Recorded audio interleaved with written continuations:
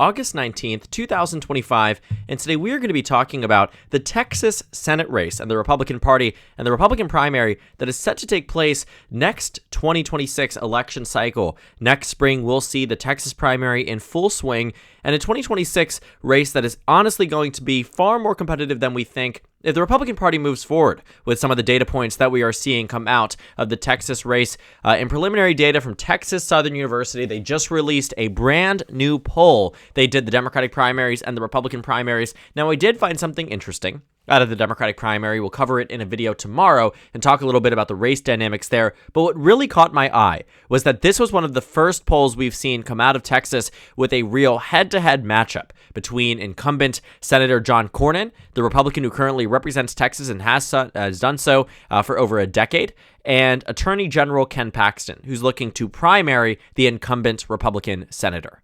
Now, the data points have been a bit tricky because all the data that had suggested that Ken Paxton had a very strong lead had been either conducted a very long time ago or before the most recent scandal, which that being his wife, Angela Paxton, the state senator from Texas, announced that after 38 years of marriage, that she was ending her marriage on biblical grounds. That was her exact quote. She was divorcing and is divorcing Attorney General Ken Paxton. Seems like it's going to be a pretty big deal, but a judge announced that they are going to be sealing the records on the divorce. So it looks like the only thing that would come out is if Angela Paxton wants it to come out. But that's, of course, all up in the air, something that we likely won't see and likely won't be a major part of this race, because the data that we are seeing is now the first real set of data we have seen come out of the state since this scandal has emerged and really allowed it to bake in and simmer in amongst the Republican electorate, and it doesn't look so good for the Republican Party.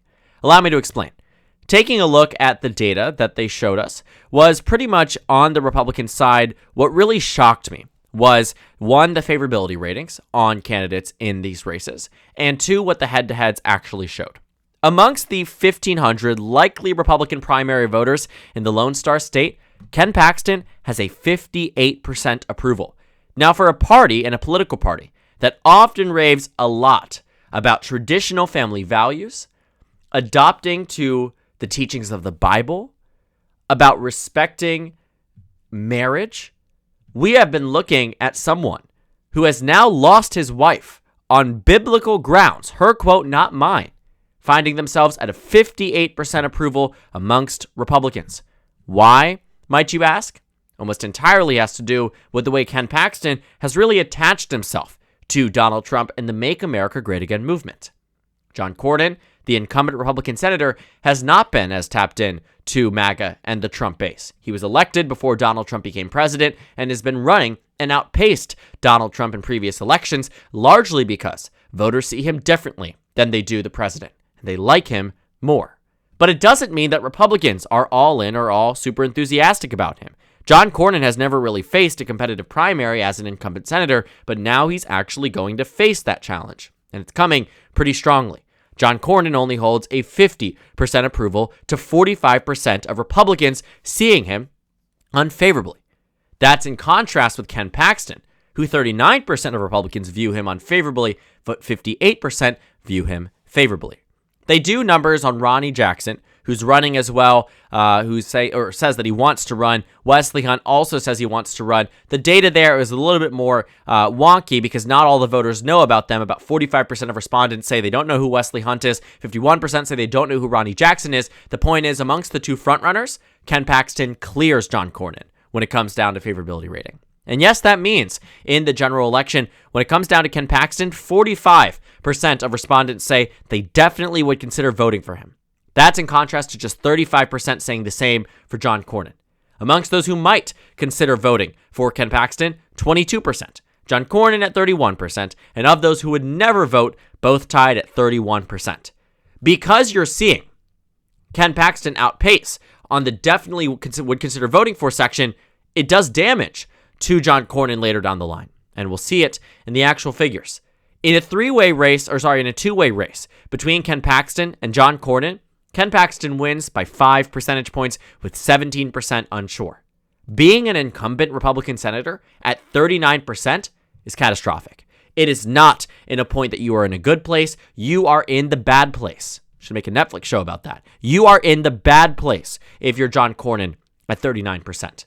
Because Ken Paxton has just seen what many people would have thought in the recent pre-Trump day and age of politics would have ended your political career, but instead seems to have no effect, no change between the two. I mean, that is really fascinating that we were seeing pre all this information. This was July, right? You can see Quantus Insights. What did they find? Paxton led by 8. Well, now he's up by 5. A 3-point reduction on what used to end political careers. Howard Dean lost a primary because he screamed weirdly in Iowa. And now you're finding that after 38 years of marriage, a state senator, a respected one who saved him on impeachment, and that's another point we'll talk about later, he was impeached by the Texas State House, but she was in the Senate and saved him. And then looking at the data, voters don't care. They really don't care. At least in this case, Ken Paxton is winning by 5. And what it shows here is that in these head-to-heads and in these multi-way races, Ken Paxton never loses. He doesn't lose to Ronnie Jackson, he doesn't lose to Wesley Hunt, and he doesn't lose to the incumbent Republican senator. So why is this bad news for Republicans?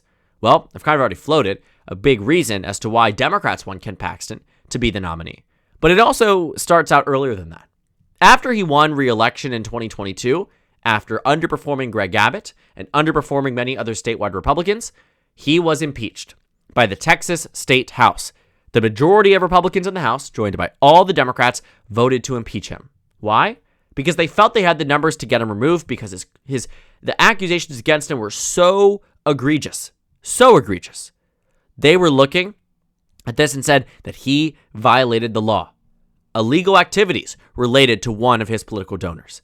But again, he was saved. Saved none other than by his wife, who corralled enough votes alongside Donald Trump and got the Texas State Senate to shoot down his impeachment. So then he stayed in office. But rather than run for Attorney General again, he wants to seek higher office. He wants to run for Senate. And now he's in a pretty strong position. Now, Republicans honestly have it good right now. John Cornin, although he may not be awe-inspiring for Republicans across the board of Texas, he was electable and has a history of outperformance. In 2020, Donald Trump won the state of Texas by 5.6%. Not a great margin for a Republican president, and certainly not in a position where you would expect that Republicans were in a great spot in a state they historically had dominated in. But alongside this same ballot, the Democrats had nominated MJ Hagar, but the Republicans had nominated incumbent Senator John Cornin, who, despite Donald Trump winning the state by 5.6%, John Cornin won by nearly 10, winning over numerous hundreds of thousands of voters that on this side of the aisle voted for Biden on the Democratic ticket that went back and voted for John Cornin and other Republicans down the ballot. It was noteworthy, and it was a significant overperformance. John Cornin is not shy to overperformance. When you see the numbers, 2014, John Cornin won with 27.2% more of the vote. In 2008, when this state, when the national environment was Obama by a mile, John Cornin won by 12. Outperformed, and if he had the chance, he'd likely outperform in 2026, especially relative to Ken Paxton. Now, John Cornin doesn't dominate everybody. He would still be in a slightly more competitive race, probably than 2024, which voted for Donald Trump by about 14 in the state. But Ken Paxton, in contrast, I think would be in for a race of the century. I think that Democrats won't win Texas. I think this race is really, really difficult for us to have any pathway for a Democratic victory.